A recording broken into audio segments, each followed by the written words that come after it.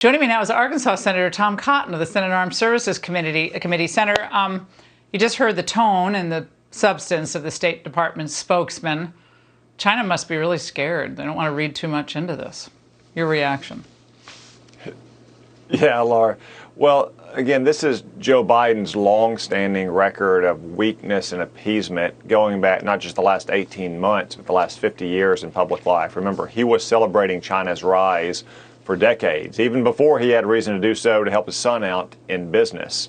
He also criticized Ronald Reagan for saying that Russia was an evil empire or for fighting communists in places like Nicaragua or Cuba.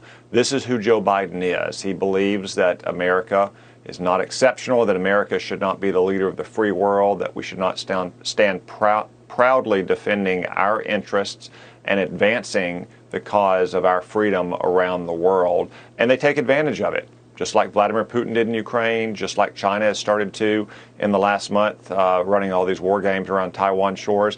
And you look at what's happening in Iran. Joe Biden is still trying to get into another nuclear deal with Iran at a time when Iran finally was able to attempt murder against Salman Rushdie after 30 years on American soil and a humiliation of America. This is who Joe Biden is, though. It's who he's always been. Well, Senator, this week the UN released a report saying that it is a reasonable conclusion that forced labor among Uyghur, Kazakh, and other ethnic minorities in sectors such as agriculture and manufacturing has been occurring in the Xinjiang Uyghur Autonomous Region of China. Well, we all knew this. I mean, this is no great shock to us. But nevertheless, America is engaged in trade of all sorts, business, M&A work, banking, with a country that has hundreds of thousands, perhaps millions of people in slave labor camps tonight. This is what our country is doing.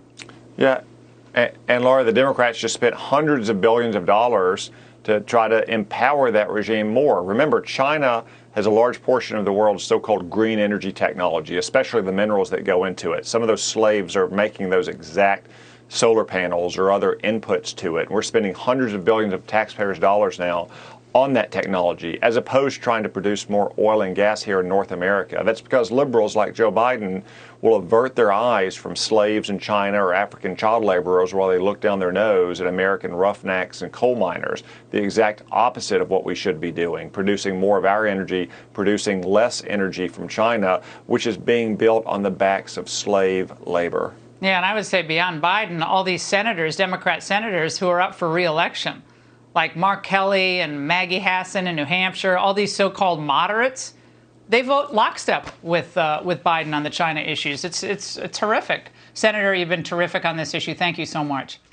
And we've been telling you for years that the NBA is owned by China.